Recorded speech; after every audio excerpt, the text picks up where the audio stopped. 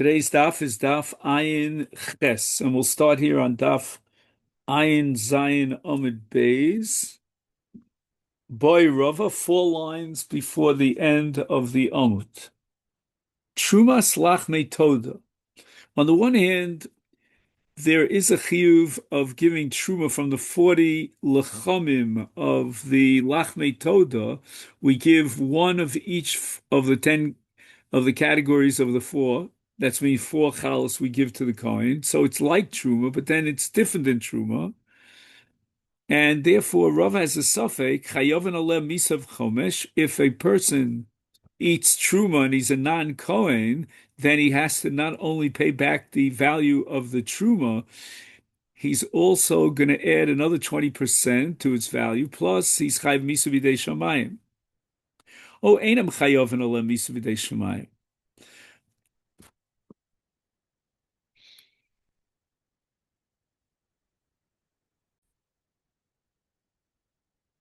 So Rav explains the two tzadim of his suffix.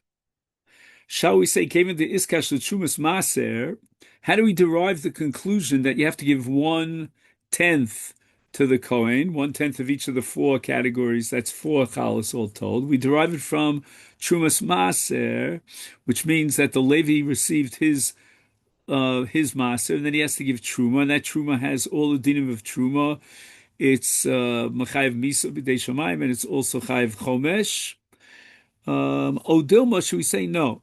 Bo v'chamisha so mi'et rachmona. There's an extra bo here that's a mute, and it tells you that you have to give bo, and in the parsha of Truma, it means that only this case of bo do you add the chamishas, you add the 20% to the exclusion of Lachmei Toda.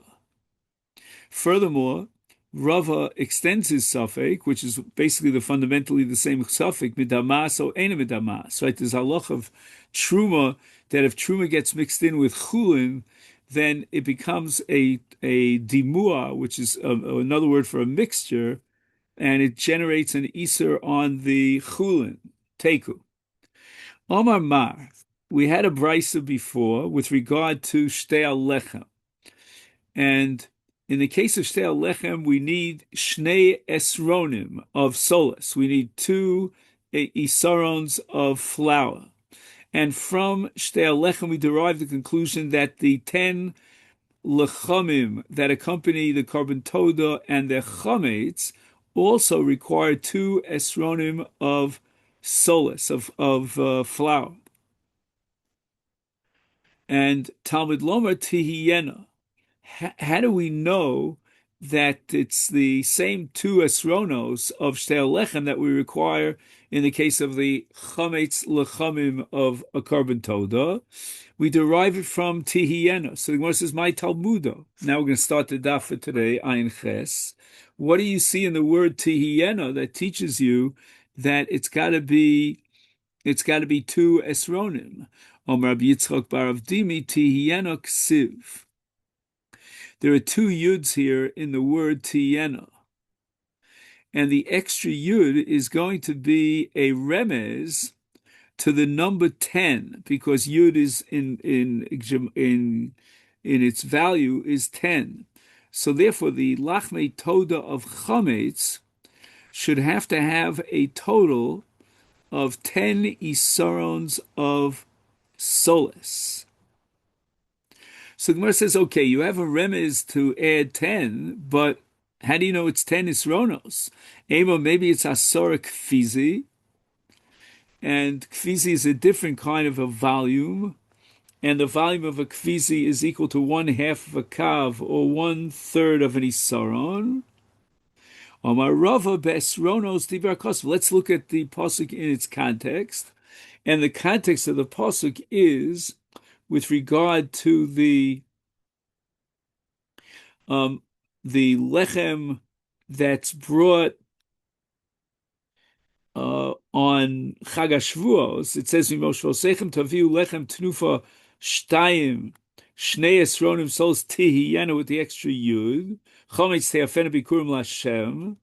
So the pasuk, at least at the beginning of the pasuk, is referring to the Esronos and not two Kfiza. And it says explicitly in the Pasuk, Esronim, right? So we're talking about Esronim. We're not talking about Kfizim. And now in the case of Lachmei Toda, of the 10 breads that are chametz, that accompany the carbon Toda, they should also contain a total of 10 Isarons.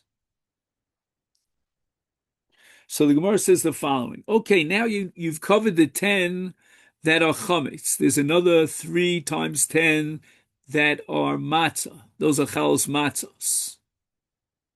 And the total is 40. So lamanu asora lechametz. Okay, fine.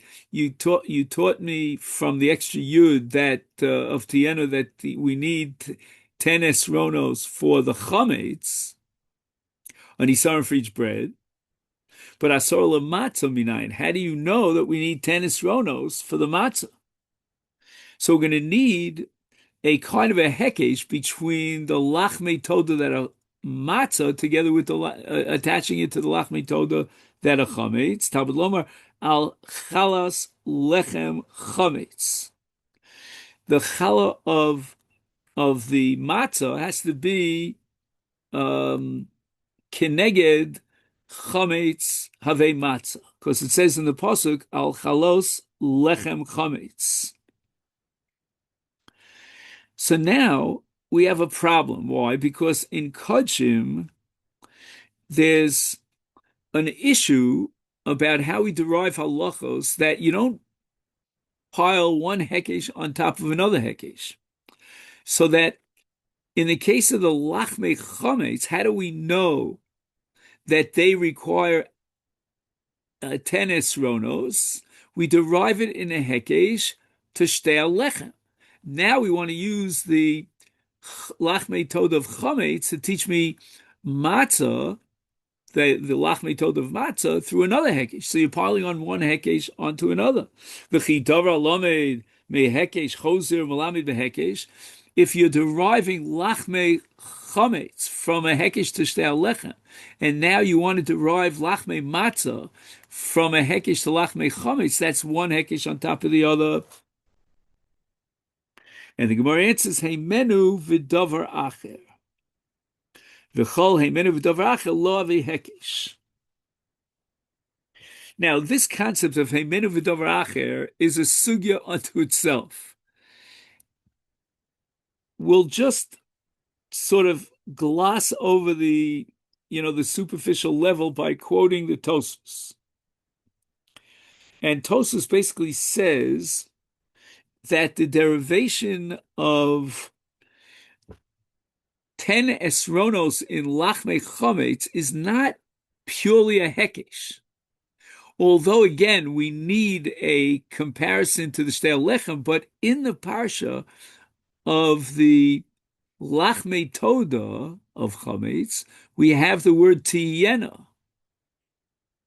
So basically, we start with the hekesh to shtei lechem, and we know now that there are esronos that are necessary for the soles to make the lachmei toda of chametz, but we don't know how many of them, how many esronos, and that we're going to derive from tiyena.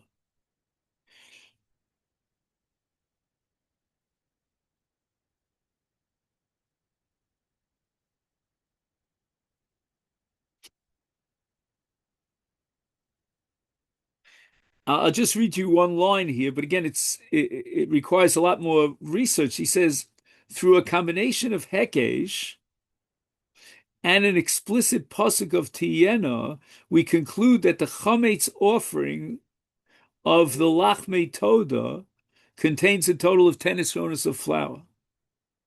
And that's not called a hekesh, because it's not completely a hekesh. You need a hekesh, but that's only part of the limud, and the other part is explicit. You you're going with the Mandiyama who says that Heimenu v'Dover Acher is not considered a Hekesh, but we have another Mandiyama who says that Heimenu v'Dover Acher is considered a Hekesh, and then once again we can't derive the Lachmei Tod of Matzah from the Lachmei Tod of Chametz. And that's what the Gemara says here, L'man diomar havi hekesh mai ikal meimer. If it still retains its status of a hekesh, because you can't get off the ground here without the equation between lachmei tod of chametz and shtei lechem, then it remains a hekesh, and therefore you cannot derive lachmei tod of matzah from lachmei tod of chametz. So the Gemara says, Taviu ribui havi.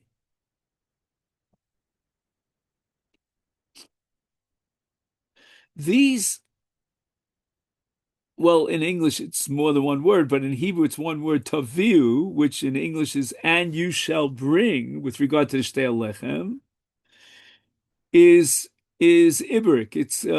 It's unnecessary, and we're going to use that taviu as a remez to the lachmei toda of chametz, and therefore the 10 esronim of the lachmei chametz of Toda is not derived from a hekesh. It's explicit in the word taviu. And therefore we can extend it now to the lachmei Toda of matzah through a hekesh. And now we start the Mishnah. Now, in order to appreciate this Mishnah, we have to know a little bit about the miluim, which were the karbanos that were brought by Aaron Ubanov at the time of the inauguration of the Kohanim, which is called the chinuch of the Kohanim.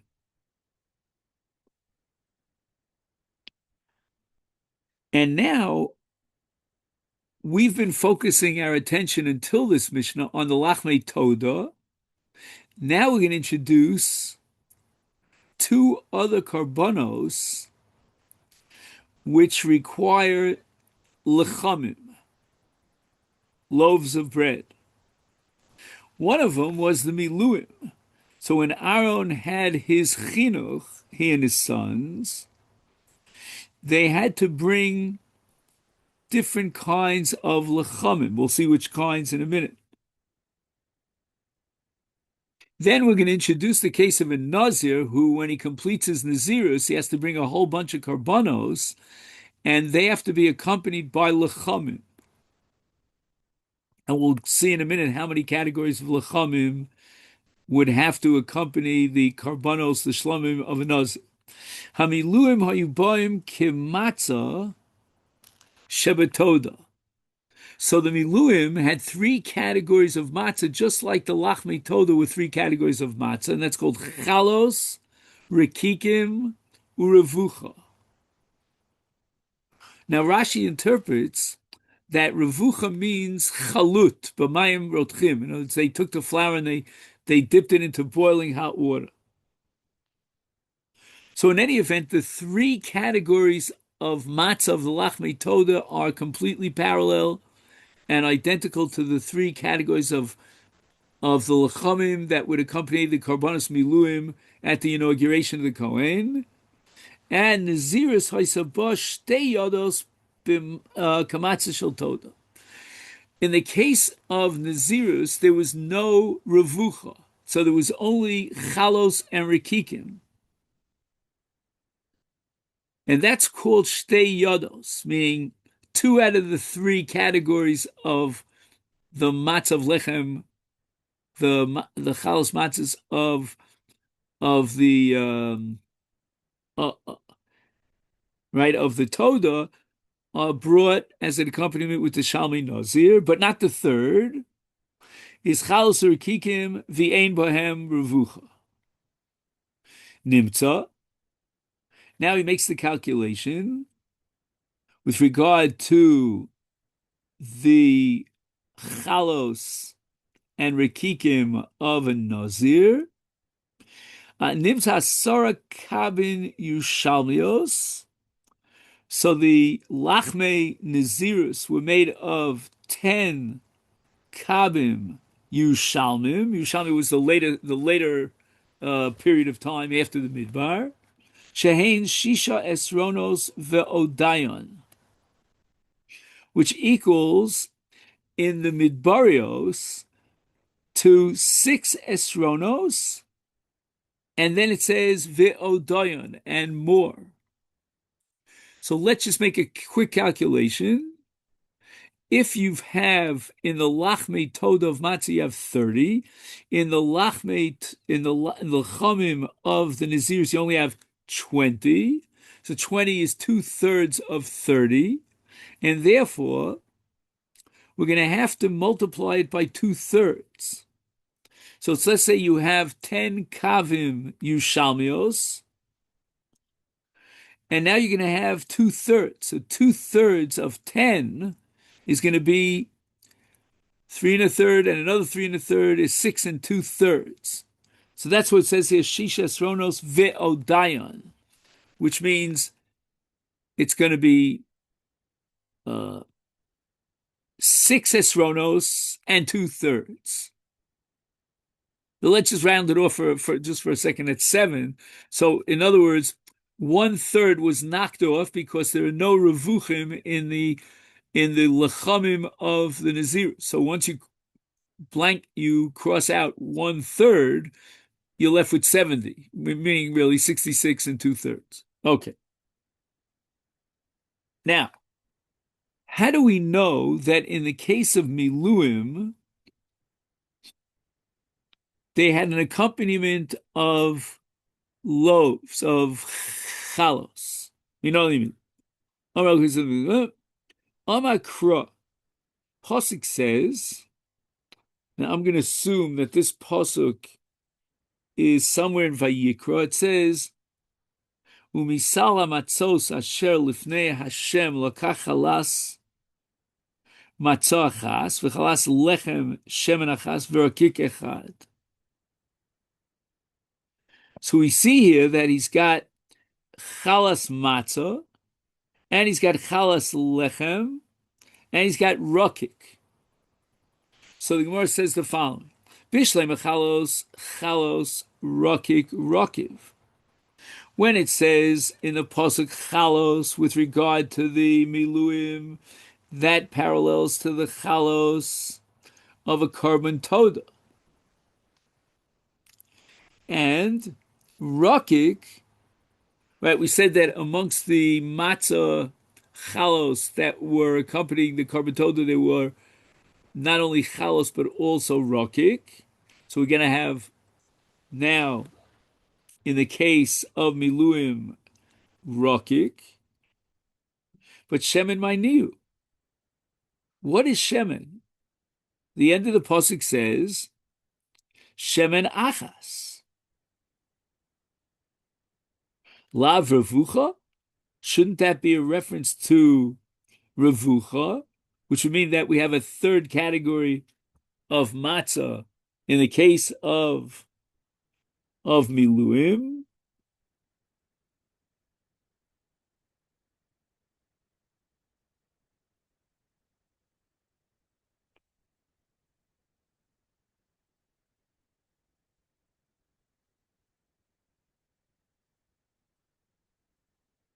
So this apparently is based on a Gemara like 11 blot away from us, and the Gemara establishes that a korban toda had a half a lug of yayin.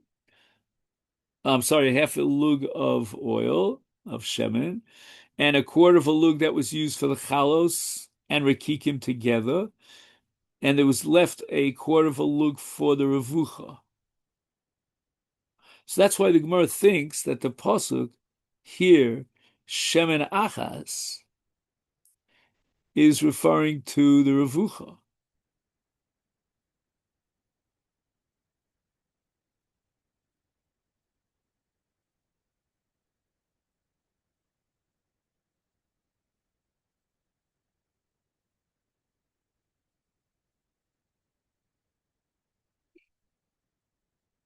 So exactly just 1 second, let me just figure this out. So what's bothering the Gemara now?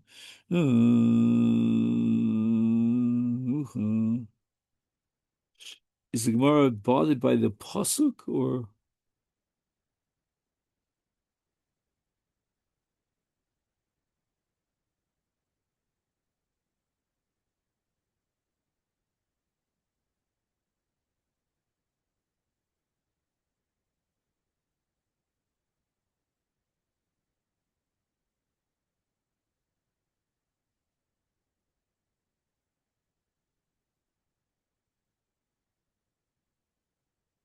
I'll tell you the truth. I think that when it says my nihu lav revucha, that's a rhetorical question.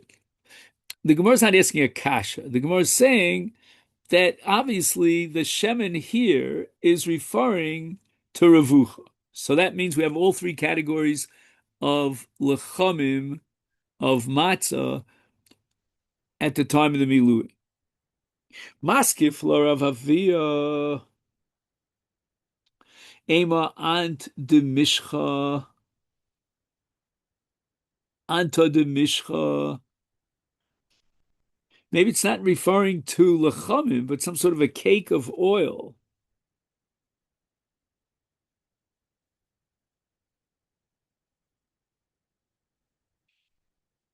Cakes of coagulated oil. Ela k'nidarish of Nachman, etc., etc. Zeh karban Aaron ubanov asher yakrivu l'Hashem b'yom himashach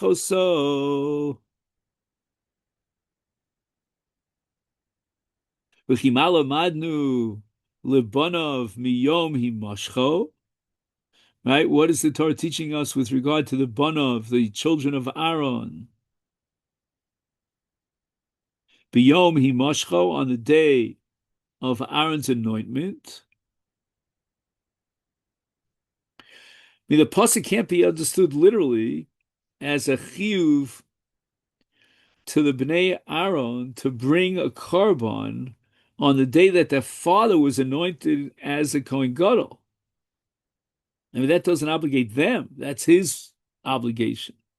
So what is Banav referring to? It must be a reference to regular Kohanim in all generations, and they require an anointment, I guess, on the first day of their avodah. So the regular Kohen Hedjod, has to have a chinuch, and that chinuch, when he initiates his first avodah, is very similar to the Kohen Gadol and his Mashicha. Mahi Mashcha Revucha, just like in the case of the Kohen Gadol. When he's anointed as Kohen Gadol with Mashicha, he's chayiv to bring a Revucha.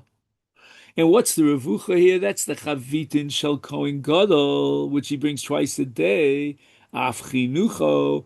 So too with regard to every Kohen, on the day that he initiates his avoda, is revucha. He's got to be a korban revucha. And the miluim were basically the initiation, and therefore they must have included revucha lechamim. And therefore we know that the pasuk of Shemen, which says Echad Shemen Achas, is referring to the Revucha.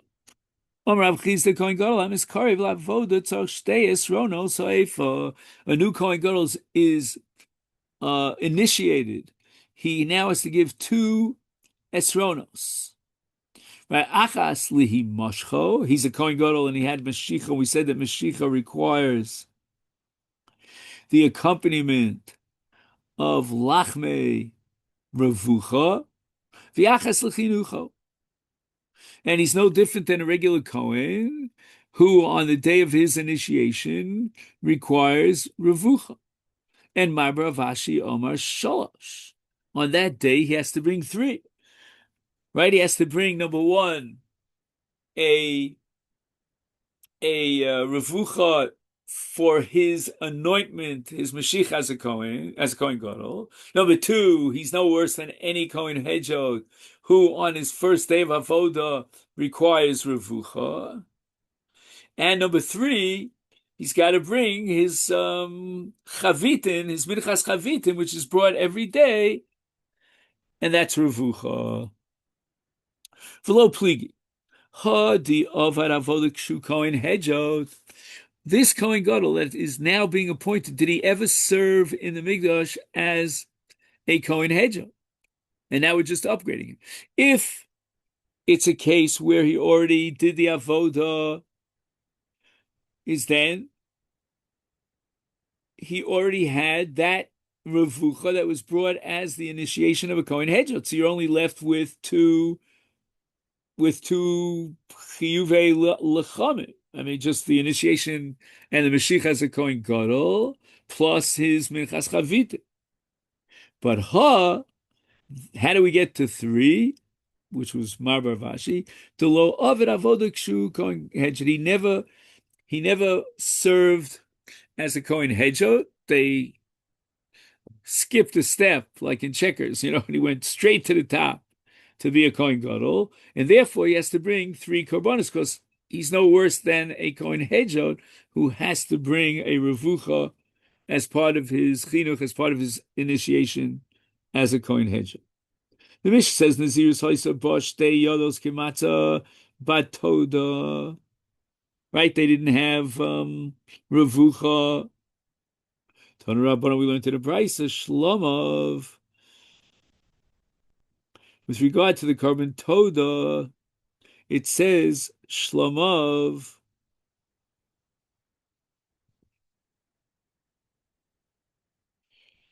Bezos Torah Zevach Hashloma Sheyakov Hashem Lashem Imal Toda Yaakov Vikriv Al Zevach Toda Chalos Matzos Blulos Vashem Rakiki Matzos Mishugav Hashem Visolos Merubaches Chalos Blulos Vashemen Al Chalos Lechem Chometz Yaakov Karbono Al Zevach Toda Shlomov.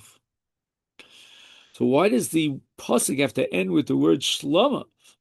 I mean, we know we're talking about Shlomim, and the whole parsha is about Zos Torah Zevach HaShlomim. So there must be a ribui l'rabo Shalmei Nazir. And what's the ribui here of Shalmei Nazir? La'aseres kavim Yushalmis u'lerviyas shemen is yachol l'chol ma she'omer be'inyan. And therefore, maybe I would include in the Nazir even the revucha.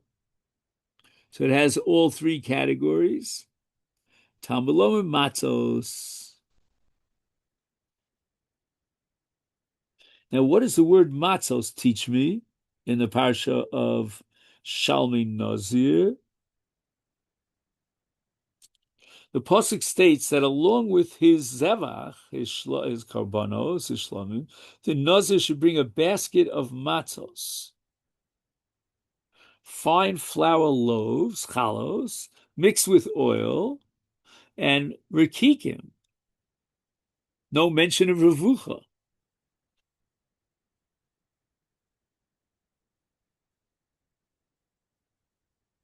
My Talmud, Omer Papa, Dover shenemar bo matzos. The pasuk never calls revucha matzos. Lafuke revucha delo nemer bo matzos. So this is a pasuk in Vayikra Perek Zayin. The Torah mentions all three types of matzahs that have to accompany the korban toda, and it mentions matzah with connection to the chalos and rekikim, but not with connection to the revucha.